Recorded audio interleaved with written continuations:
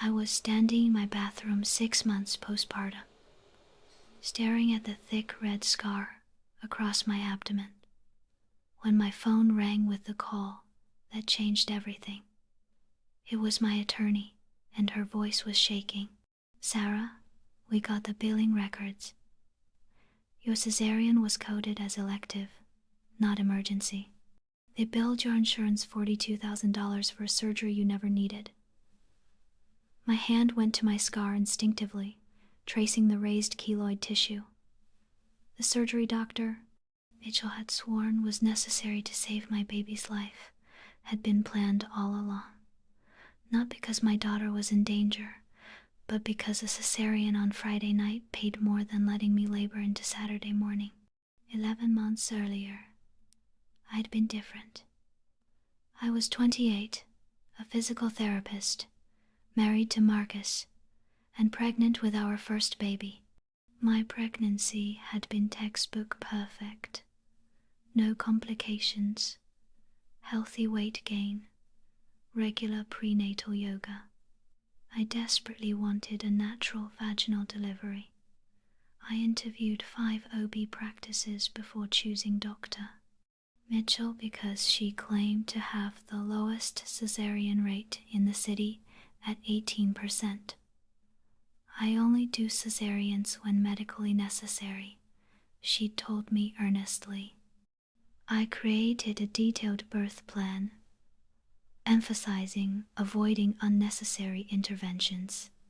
What I didn't know was that her practice had a financial quota system incentivizing cesareans, or that Friday births were systematically pushed to surgery to minimize physician on-call time.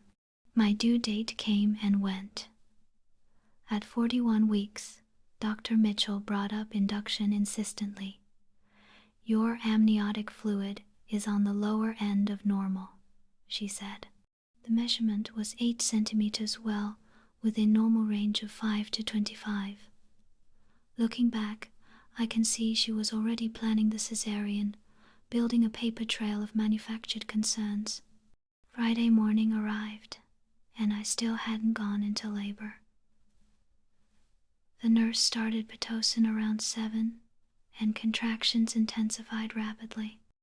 By noon, I was in active labor, but only 2 centimeters dilated. "That's normal for first-time moms," the nurse said kindly. "Labor takes time." But every time Dr. Mitchell checked, she seemed increasingly impatient. At 2 p.m., I was 4 centimeters. "You're not progressing as quickly as I'd like." She frowned. I felt panic rise. I'd only been in active labor 7 hours. Everything I'd read said first-time labor averages 12 to 18 hours. At 5 p.m., Dr. Mitchell checked me again. I was 6 centimeters, 2 centimeters in 3 hours. Textbook normal, but she shook her head grimly. "This is taking too long. Your baby's heart rate is showing some variables." She pointed to the fetal monitor where I could see the heart rate dipping during contractions, then recovering. "That's normal though, right?" Marcus asked. Dr. Mitchell's face hardened. "These dips are concerning to me. They indicate the baby might not be tolerating labor well." She turned the monitor away from us. "I'm recommending cesarean section now, before this becomes an emergency." My heart pounded. "But I'm progressing," I said desperately. Dr. Mitchell crossed her arms. "I've been doing this 20 years. I know when a baby is in distress. If we wait and your baby suffers brain damage or dies because you wanted to try for vaginal delivery, how will you feel then?" The words hit me like a physical blow. Brain damage, death. I looked at Marcus and saw my own terror reflected. "We don't have time for you to deliberate," Dr. Mitchell said impatiently. "Every minute we delay puts your baby at greater risk. Sign now, or I'll have to note you're refusing emergency medical care for your child." That phrase made me feel like a monster. I signed while sobbing. They wheeled me to the operating room within 15 minutes. Dr. Mitchell came in talking to the surgical team about her weekend plans, laughing while I lay there terrified. Then I heard my daughter cry. "She's perfect," the nurse said. 8 pounds, 2 ounces. Completely healthy. Completely healthy. I heard Dr. Mitchell say, "Got it done before 6. That's a record. I might still make my dinner reservation." The recovery was brutal. I couldn't sit up without help. I couldn't lift my baby without pain shooting through my incision. I developed fever on day 2. Infection, they said, was common after cesareans. When we were discharged, I could barely function. I felt broken and useless. At my 6-week checkup, I asked why the cesarean had been necessary. Dr. Mitchell looked annoyed. "You have a healthy baby. That's what matters." But it wasn't all that mattered. My body mattered. I requested my complete medical records. When they arrived, I felt sick. The fetal monitoring strips showed completely normal heart rate patterns. There was no evidence of fetal distress anywhere. I'd been progressing normally. I took my records to another OB for a second opinion. There was no medical indication for this cesarean, she said gently. "You had normal labor progressing at normal pace.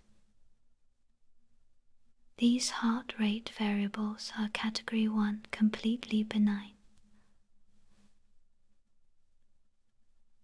I felt rage and grief hit simultaneously. I had been cut open for money. I hired a medical malpractice attorney. What we discovered was worse than I'd imagined. The hospital had an unwritten policy of pushing Friday inductions to cesarean if they extended past 5 p.m. to avoid weekend costs. We found emails between Dr. Mitchell and administration discussing maximizing reimbursement from commercially insured patients. Her actual cesarean rate wasn't 18%, it was 38%. We found she'd performed 3 other cesareans that same Friday evening, all coded emergency despite no evidence of actual emergencies.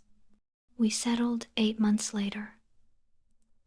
The hospital paid substantially and Dr. Mitchell's privileges were quietly suspended, though she never lost her medical license. But no settlement can give me back my first birth experience or the months of painful recovery. I have a 10-inch scar that keloids and hurts when weather changes. I was diagnosed with PTSD. I have nightmares about being strapped to that table. When I got pregnant again 2 years later, I hired a midwife and delivered at a birth center. That birth was everything my first should have been. Peaceful, empowering. I recovered in days instead of months. What I learned is that unnecessary cesareans are an epidemic in American healthcare. The U.S. has a cesarean rate of 32%, more than double what WHO recommends. Studies show cesarean rates spike before shift changes, on Friday evenings, before holidays. These patterns have everything to do with scheduling convenience and profit. Hospitals bill $20,000 to $50,000 for cesarean versus $10,000 to $20,000 for vaginal delivery. I'm telling my story Because pregnant women deserve truth, you have rights. You can refuse any procedure. You can demand to see fetal monitoring evidence. You can ask for second opinions. You cannot be forced into surgery through coercion and fear tactics. Choose your care provider carefully and bring someone who will advocate for you. My daughter is 3 now, healthy and perfect. I'm grateful she's healthy, but I'm also allowed to grieve the birth I should have had and be angry about what was done to me. We're sharing stories, educating other women, and demanding accountability. Because the biggest risk you face in an American hospital isn't labor complications. It's a system designed to turn your birth into a billable surgical procedure whether you need it or not.